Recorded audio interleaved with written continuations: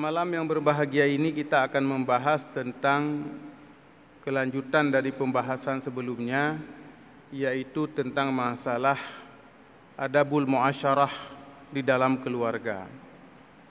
Pada pertemuan sebelumnya kita sudah membahas tentang i'tidal fil ghairah, yaitu seimbang di dalam cemburu. Ada kalanya cemburu itu diperlukan, ada kalanya cemburu itu tidak diperlukan. Jangan cemburu buta, karena cemburu buta itu dapat menimbulkan hal-hal yang tidak diinginkan. Tapi juga jangan sampai tidak cemburu sama sekali, karena hal itu dapat membahayakan rumah tangga. Pada malam yang berbahagia ini kita akan melihat kajian yang keenam. Bismillahirrahmanirrahim. As-sadisu al-i'tidalu fin nafaqah. Yang keenam adalah proporsional di dalam nafkah, berimbang di dalam nafkah. Apa makna berimbang di dalam memberikan nafkah kepada istri? Fala yanbaghi ay yaqtara 'alaihinna fil infaqi. Tidak patut bagi seorang suami untuk kikir terhadap istri mereka di dalam infak, dalam memberikan nafkah. Anjir kriya katanya dalam nafkah. Yang menjadi hak istri wajib diberikan, tidak boleh seorang suami itu menjadi kikir dalam memberikan nafkah kepada istrinya. Hanjik kriat. Ya. Wala yanbaghi ay yusrifa, dan juga tidak sepatutnya dia boros. Jadi tidak boleh kikir, tapi juga tidak boleh buha dalam bahasa Aceh. Hanjik boros, buha, royal. Tidak terkendali pengeluaran rumah tangga, itu tidak boleh. Jadi tidak kikir dan juga tidak boros, itu disebut dengan i'tidal fin nafaqah, itu proporsional dalam memberikan nafkah. Nah, nafkah ini berasal dari bahasa Arab nafaqah, yang diambil dari kata-kata infak, yang arti infak itu adalah ikhraj, mengeluarkan. Dan tidak dipakai kata-kata infak ini kecuali pada kebaikan. Jadi kalau kita sebut infak, pasti dia jalannya adalah jalan kebaikan. Nah, jadi posisi yang bagus, posisi yang diperintahkan oleh agama di dalam memberikan nafkah adalah posisinya i'tidal, posisi yang berimbang. Tidak boleh kikir dan juga tidak boleh tidak boleh buhak dan boros. Bal yaktasidu, tetapi dia berada di pertengahan. Lah domura cukup kriya ke inang ke perumah ke cukup kriya ke. Asai gila ke peng pada hak urinang cukup payah bagabi. Itu namanya kikir. Qala ta'ala, Allah berfirman, kulu washrabu wala tusrifu. Makan dan minumlah kamu, wala tusrifu, dan janganlah kamu berlebih-lebihan. Berlebih-lebihan dalam makan dan minum, itu tidak boleh. Itu perintah Allah untuk proporsional, untuk seimbang, tidak boleh berlebih-lebihan. Diperintahkan makan, diperintahkan minum, tapi makan dan minum tersebut tidak boleh berlebih-lebihan. Wa qala ta'ala wala taj'al yadaka maghlulatan ila unuqika wala tabsutha kullal basti. Janganlah engkau menjadikan tanganmu terbelenggu kepada lehermu, yaitu menjadi orang kikir. Wala tabsutha kullal basti, dan janganlah kamu kemudian menghamparkan tanganmu seluas-luasnya. Jadi jangan sampai menjadi orang yang kikir sehingga tidak pernah membuka tangannya. Jangan sampai juga menjadi orang yang royal, orang yang boros sehingga tidak pernah menggenggam apapun dalam tangannya. Semua yang dimilikinya dilepas. Jadi tidak boleh bersifat kikir, juga tidak boleh bersifat boros. Wala taj'al yadaka maghlulatan ila unuqika. Janganlah kamu menjadikan tanganmu terbelenggu di leher-lehermu, dan janganlah engkau membuka tanganmu selebarnya. Itu perintah supaya kita bersikap proporsional di dalam memberikan infak dan mengeluarkan harta kita untuk keluarga kita.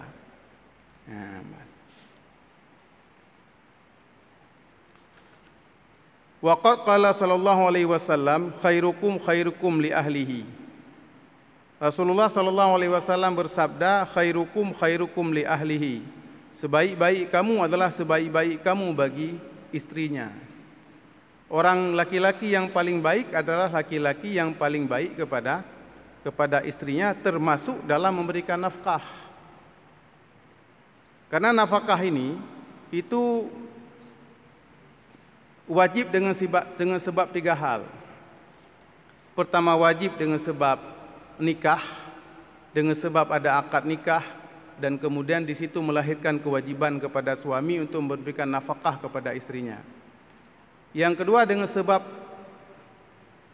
qarabah, dengan sebab ada hubungan persaudaraan, hubungan darah misalnya antara ayah dan anak, anak dan ayah, anak dan ibu, ibu dan anak, yang menyebabkan juga wajib nafkah. Apabila ibu kita sudah tidak mampu lagi, maka wajib nafkah kepada anaknya yang mampu. Apabila ayahnya sudah tua, tidak mampu lagi memilih, tidak mampu berusaha, tidak punya harta, wajib nafkah kepada anaknya yang mampu.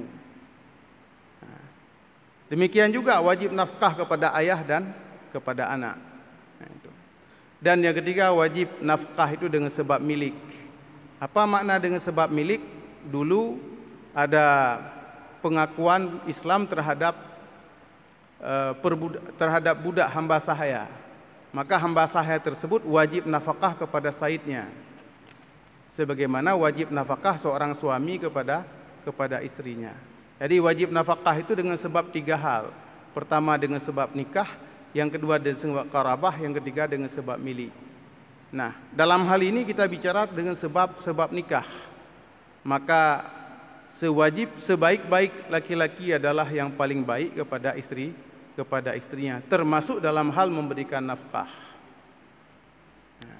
Jadi ini kewajiban bagi seorang suami, dan sifatnya infak. Kalau itu infak, maka itu ada ganjaran pahala dari Allah Subhanahu wa taala. Wa qala sallallahu alaihi wasallam, Nabi sallallahu alaihi wasallam bersabda, dinarun anfaqtahu fi sabilillah wa dinarun anfaqtahu fi rukbatin wa dinarun tasaddaqta bihi ala miskinin wa dinarun anfaqtahu ala ahlika a'zamuha ajran alladhi anfaqtahu ala ahlika. 1 dinar yang kau infakkan pada jalan Allah, 1 dinar yang kau infakkan untuk memerdekakan seorang budak, 1 dinar yang kau sedekahkan dengannya kepada seorang miskin, 1 dinar yang kau infakkan, kau nafkahkan kepada istrimu, a'zamuha ajran alladhi anfaqtahu ala ahlika, yang paling besar pahalanya adalah yang engkau infakkan, kau nafkahkan kepada istrimu. Jadi ketika kita membawa pulang nafkah kepada keluarga, memenuhi kewajiban kita sebagai seorang suami untuk memberikan nafkah kepada seorang istri, maka di situ terdapat a'zamuha ajran, terdapat pahala yang besar di situ yang diberikan oleh Allah Subhanahu wa taala. Jadi ini perbuatan ibadah. Perbuatan ibadah yang diberikan nilai pahala oleh Allah Subhanahu wa taala. Infak. Jadi infak itu bukan hanya kepada fakir miskin, bukan hanya kepada masjid, bukan hanya kepada jalan-jalan kebaikan yang lain. Membawa nafkah ke rumah merupakan bagian daripada infak, maka disebut nafkah. Nah, itu. Jadi makanya kita bersungguh-sungguh dalam berusaha untuk memenuhi nafkah itu, dan usaha yang sungguh-sungguh itu diberikan nilai amal oleh Allah Subhanahu wa taala sebagai kebaikan, dan nafkah yang kita bawa kepada istri kita merupakan nilai amal yang diberikan oleh Allah kepada suaminya. Ya, itu. Wa qila, ada yang mengatakan kana li aliyin radhiyallahu anhu arba'u niswatin. Sayyidina Ali itu setelah Fatimah radhiyallahu anha meninggal itu memiliki 4 istri. Fakana yashtari li kulli wahidatin fi kulli arba'ati ayyamin lahman bidirhamin. Jadi setiap 4 hari sekali Sayyidina Ali itu membeli daging yang terbaik kepada istri-istrinya. Jadi pun urut 3. Jadi 4 hari sekali beliau membeli daging, makanan yang enak kepada keluarganya. Ya, menansi katanya. Ya, baik kriat tu kepada urinang tu, kepada anak, kepada keluarga tu. Asaina belanja baju kan kena kelebihan, tablo makanan yang mangat. Tablo makanan yang disukai oleh keluarga kita. Apabila juga punya uang yang lebih, mungkin kita dengan menjaga adab-adab, ketentuan-ketentuan agama, kita makan di luar, membawa keluarga dan anak-anak. Yang diperintahkan oleh syariat untuk memberikan makanan-makanan terbaik kepada keluarganya. Oleh karena itu, maka kalau orang Islam itu mampu, tidak ada stunting. Stunting kan tidak cukup gizi sehingga seorang anak tidak tumbuh. Ya kan? Tidak tumbuh. Tetapi kalau seorang ayah dan seorang suami yang memahami perkara-perkara syariat, dia akan mencari rezeki yang halal dan kemudian membeli makanan-makanan terbaik yang untuk keluarganya itu. Nah, itu. Maka seperti Sayyidina Ali ini, beliau 4 hari sekali itu. 4 hari sekali itu membeli makanan-makanan yang bergizi lah, makanan-makanan yang mengandung nutrisi, dalam hal ini daging misalnya, untuk dibawa pulang kepada istri-istri beliau. Nah, katanya han uro 3, minggu 3, atau Jumaat 3. Kita cari makanan yang enak, apabila kita punya kemudahan rezeki, kita bawa pulang kepada keluarga kita.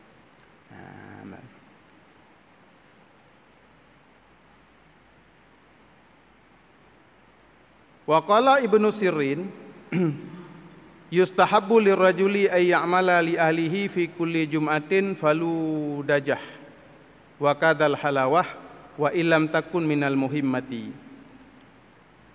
Muhammad Ibnu Sirin mengatakan disunatkan bagi laki-laki untuk menyediakan makanan bagi istrinya itu pada 1 Jumat sekali, itu makanan falujah, makanan orang Persia ini faludajah. Makanan orang Arab, orang Persia terutama, makanan yang lezat, yang mengandung nilai yang agak mewah. Tayu dah beliau makanan yang mangat. Tapua rumah. Baik kriat tu. Kita tak pajuh ke roh tegai. Tak pajuh hilual dengan dia tapua rumah kan ke biasa. Tapi minta tajak bak warung, kita makan yang enak-enak. Karena makan dengan sahabat, makan dengan yang orang lain, makan dengan rekan kerja, makan yang enak. Begitu pulang ke rumah, sudah makanan di bawah standar. Nah, maka kata Ibnu Sirin, yustahabbu lirajuli ay ya'mala li ahlihi fi kulli jum'atin faludajah. Jadi disunatkan bagi seorang suami itu untuk menyediakan bagi istrinya itu setiap 1 Jumat itu makanan-makanan yang enak. Nah, makanan yang mengandung nilai romantis lah. Wa kadzal halawah, demikian juga makanan-makanan yang manis. Nah, karena begini, dalam fikih seorang laki-laki itu memiliki 3 hak, yaitu 3 talak. Oleh karena itu, menurut sebahagian ulama mengatakan bahwa karena itu maka ada 3 kewajiban bagi seorang suami terhadap istrinya. Pertama, kewajiban untuk menyediakan nafkah. Yang kedua, kewajiban kiswah, kewajiban menyediakan pakaian. Dan yang ketiga, kewajiban menyediakan tempat tinggal, walaupun itu sewa. Heboh kewajiban seorang suami kepada istri. Pertama, kewajiban nafkah. Kedua, kewajiban kiswah pakaian. Dan yang ketiga, kewajiban tempat tinggal. Walaupun tempat tinggal tersebut tempat tinggal berbentuk sewaan atau yang bentuk yang lain, tapi harus ada tempat tinggal. Dan ketika ini dirincikan, maka lahir 7 kewajiban bagi seorang suami terhadap istrinya dengan sebab pernikahan. Pertama, wajib menyediakan makanan.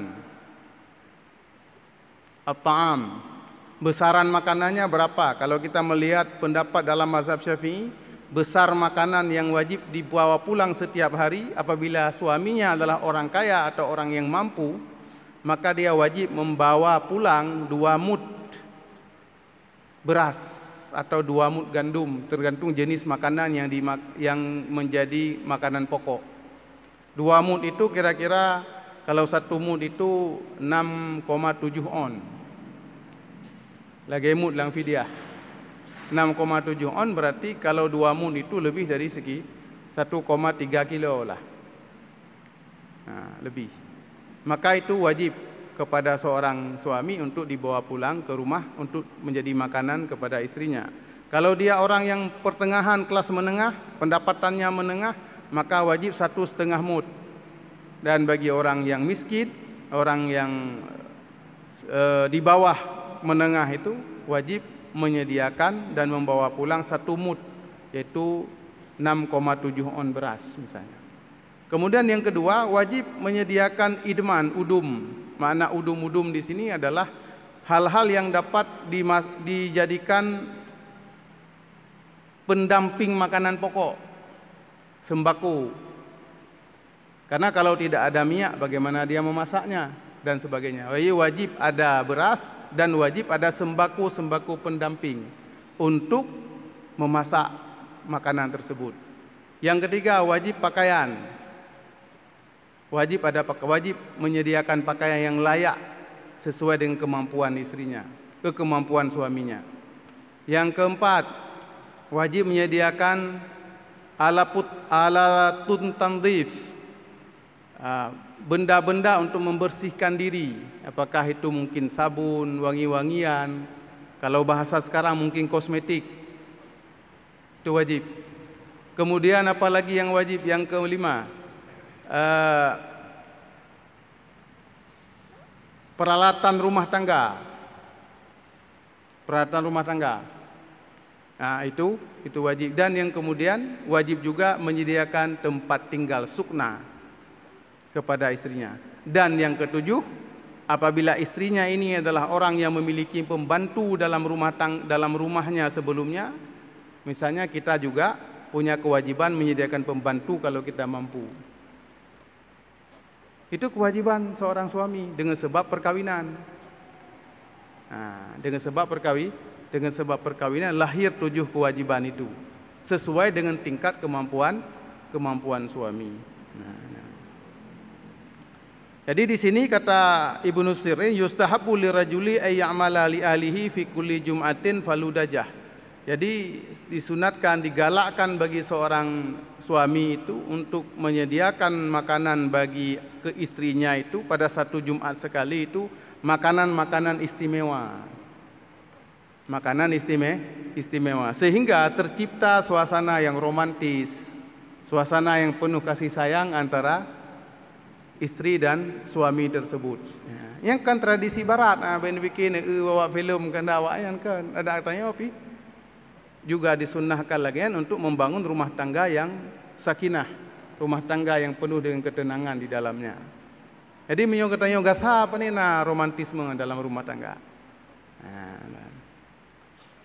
Demikian juga hal-hal bersifat makanan-makanan tambahan, halawah misalnya, makanan-makanan yang menjadi punya tinggal dua tapajuh bacut dan segala macam. Wa illam takun minal muhimmat, walaupun makanan-makanan tadi itu bukan kewajiban, tetapi itu disunatkan seperti itu untuk menyediakannya. Walakin tarkuha bil kulliyati taktiru bil fil adah. Dan tidak melakukan itu dianggap kikir. Mesti katanya mampu tablo makanan-makanan yang istimewa bacut han pernah tablo yang kira saboh Jumat 3 hana tablo kira 3 Jumat 3 tidak membelikan makanan-makanan yang istimewa bagi istrinya, itu sudah dianggap kikir. Hana sama sekali metenya kira-kira mbak adat. Sementara pengna kemampuan ada, tetapi tidak pernah kita lihat sang suami ini membawa makanan-makanan yang disukai oleh istrinya misalnya, yang menggembirakan hati istrinya. Itu tidak ada. Maka itu tidak melakukan itu sama sekali itu disebut dengan termasuk dalam kategori kikir.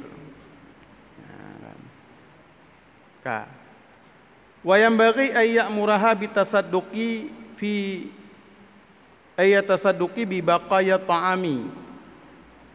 Dan sepatutnya bagi seorang suami itu untuk memerintahkan istrinya untuk bersedekah makanan-makanan yang tidak habis untuk dimakan. Adik tanya mesura atau malam kan biasa ada makanan yang memang tidak akan habis dimakan. Maka sunat untuk memerintahkan kepada istrinya untuk menyedekahkan makanan, jangan menyimpan makanan tersebut di rumah. Baik kebah makanan di rumah, tam sedekah. Wa ma yufsidu law taraka, dan juga makanan-makanan yang apabila disimpan dia akan busuk dan basi, maka itu disunatkan untuk disedekahkan. Kan? Nyen tayu ba urinang tu. Nyo mi menyo lebih makanan, nyo bersedekah juga. Baik tinggal makanan di rumah. Menasinya makanan nyo tak kebah nyo basi, nyen sedekahkan terus. Maka dalam tradisi urung-urung Aceh Hawai, tradisi masyarakat Aceh dulu itu kalau masak pasti lebih. Terutama masakan-masakan yang disukai oleh banyak orang. Ketagung kuah pli ya. Ketagung tapo belang rayuk juga juk. Saboh rantang tapo. Saboh blend tapo. Gak intat utamping, intat wiuneun segala macam. Gepegat bororum lebih. Gepegat kemudian gak juk dan sebagainya. Demikian juga itu tradisi-tradisi keislaman. Tradisi-tradisi dalam masyarakat Islam bagian dari peradaban sosial Islam. Maka sepatutnya bagi seorang suami itu memberitahukan ini kepada istrinya. Bunda, apabila ada lebih makanan, ini sedekahkan terus. Bagi kepada yang perlu dan sebagainya. Fahada akalu darajatil khairi, ini termasuk kebaikan yang paling rendah. Hai, makanan lebih tajuk kan kebaikan yang rendah, tetapi itu kebaikan. Kalau kita tinggalkan di situ dia tidak ada yang makan, kalau kita tinggalkan di situ dia akan basi. Maka wayam bagi ayyamuraha bitasadduqi. Maka sepatutnya lah bagi seorang suami itu memerintahkan kepada istrinya itu untuk menyedekahkan makanan-makanan tersebut. Kecuali menyona anak min tak kubah bacut. Mesena anak mi rumah.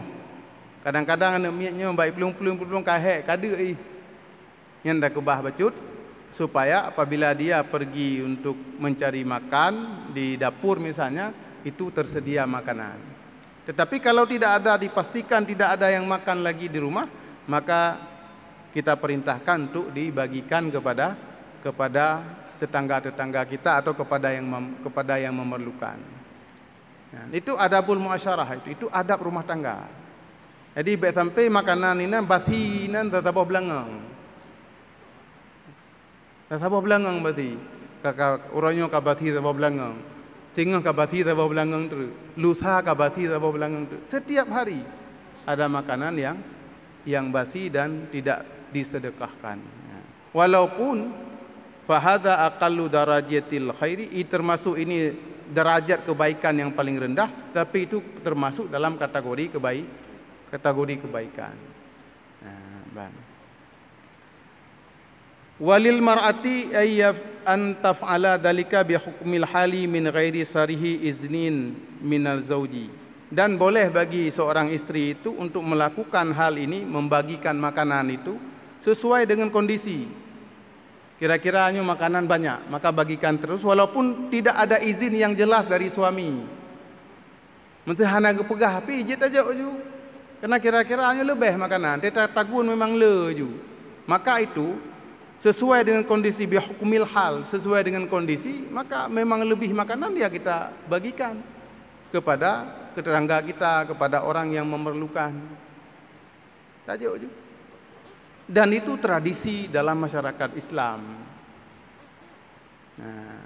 Tradisi Islam. Apalagi kita tengok tagun ipa be kenan baru tetangga kan?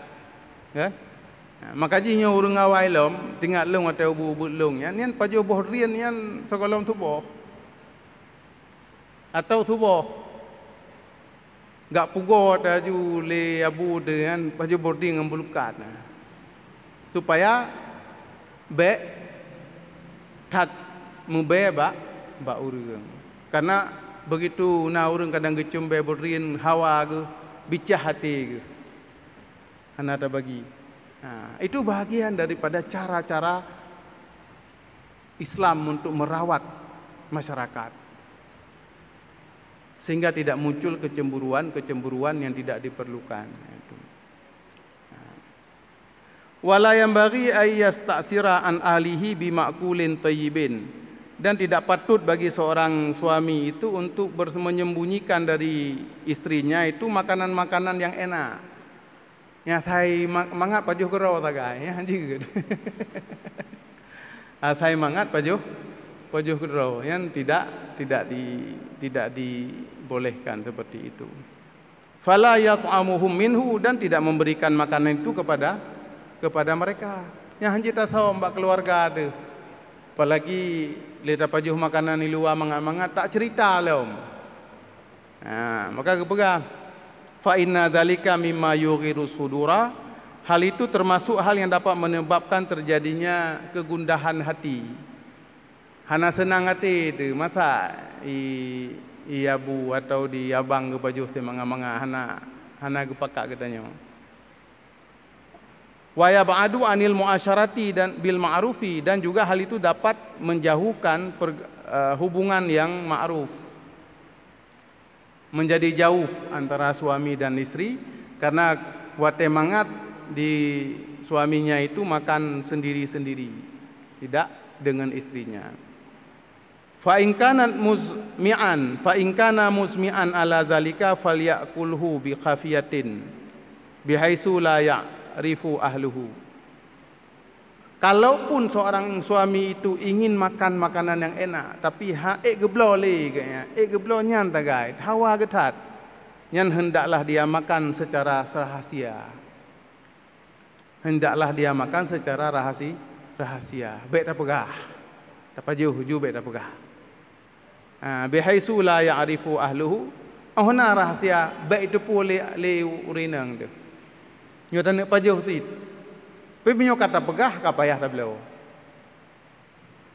Pulom lawainya foto kan. Kham taduk prap dah foto. Kirim rumah restoran A. Maka kepegah le Ghazali. Wala yanbaghi ay yasifa indahum ta'aman laysa yuridu it'amahum iyahu. Tidak patut bagi seorang suami untuk menggambarkan di sisi keluarganya makanan yang dia tidak mau membelinya. Pegah-pegah mentang. Pegah manganyo, pegah mangaji. Ya hangbi. Pegah mangat makanannya, pegah mangat makanan je, tetapi tidak ada keinginan untuk menyediakan, membelikan makanan tersebut kepada keluarganya. Ya hanggebi ya. Jadi mio kata pegah makanan mangat yang tak minta aju. Ya. Nyamban keluarga Islam. Nyamban keluarga Islam. Mio keluarga syariah. Lawetnya keluarga konvensional mendum. Non syariah.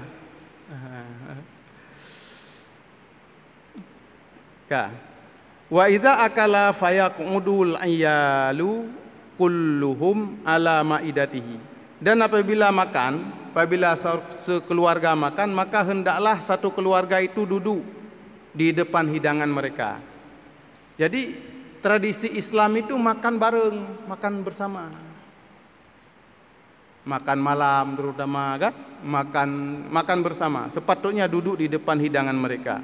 Faqad qala Sufyan radhiyallahu an, Sufyan As-Suri mengatakan, balagana annallaha wa malaikatahu yusalluna ala ahli baitin ya'kuluna jama'atan. Sampai satu informasi hadis kepada kami bahwa Allah dan malaikatnya itu berselawat kepada ahli rumah, ahli sebuah rumah yang mereka makan secara berjamaah. Jadi makan secara bersama ini perintah agama. Awai tingkat orang syik katanya sang menteng kejaganya. Makanan kabeh duk mandum baru pajugu. Ya'kuluna jama'atan. Mereka makan secara berjamaah. Itu perintah agama. Jadi tetekalan dalam peradaban-peradaban barat mesti. Nah, tiawaknya. Artinya makan jamaah, makan bersama itu bagian daripada peradaban Islam. Karena di situ turun rahmat Allah. Seperti yang disampaikan oleh Imam Sufyan As-Tsauri.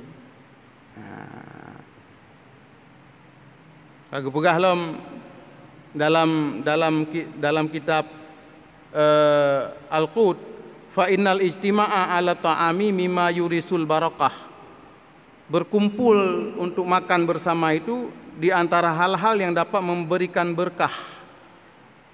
Wa tilkal barakatu hasilatun min huduril malaikati. Dan keberkahan itu terjadi karena hadirnya malaikat. Wa istighfarihim lil akilin, karena malaikat itu beristighfar, meminta ampun kepada orang-orang yang makan secara berjamaah.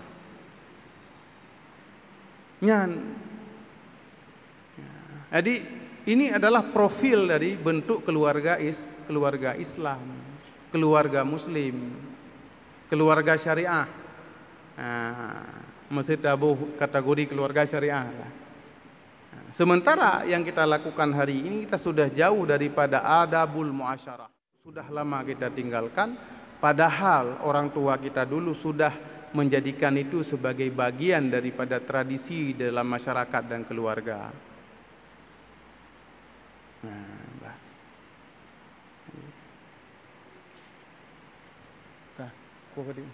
Bacut tu kabeh hote belum. Wa hammu ma yajibu alaihi mura'atuhu fil infaqi ayyat ma'aha minal halali. Dan yang paling penting dan wajib kepada seorang suami adalah menjaga di dalam nafkah tersebut sumbernya adalah dari sesuatu yang halal. Ini yang paling penting. Walaupun kepegah Imam Ghazali Ibnu menyediakan makanan yang bergizi, makanan yang enak dan sebagainya, tetapi yang paling penting di atasnya adalah semuanya itu bersumber dari sesuatu yang dari rezeki yang halal, dari makanan yang halal kepada keluarganya. Dikarenakan memberikan makanan yang haram kepada keluarga termasuk jinayah, termasuk kejahatan, karena telah memperangkap keluarga kita di dalam neraka. Nyambah haji. Awak haji hana masalah, tetapi karena getanya membawa makanan yang haram kepada mereka, mereka menjadi bermasalah. Maka disebut jinayah, sebut satu tindak kejahatan. Karena kita sudah menjatuhkan keluarga kita ke dalam neraka. Allah mengatakan qu anfusakum wa ahlikum nara. Jagalah dirimu dan keluargamu dari api neraka. Kita jatuhkan mereka dalam neraka termasuk merupakan bahagian daripada kejahatan karena telah melanggar ketetapan Allah qu anfusakum wa ahlikum nara. Jadi ini adabul muasyarah. Inilah merupakan adab di dalam keluarga.